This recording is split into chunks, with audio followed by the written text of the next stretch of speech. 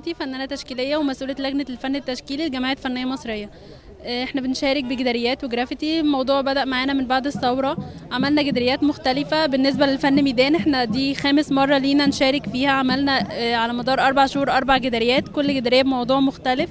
جدارياتنا النهاردة عاملينها وبنهديها لوزارة الثقافة فرع إقليم القاهرة الكبرى.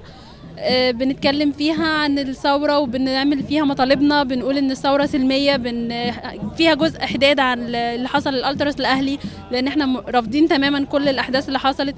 بنعترض على كل حاجة بطريقتنا من خلال الفرشة والألوان، لان هو ده السلاح بتاعنا. رحاب العمري، جرافيك ديزاينر وفنانة تشكيلية.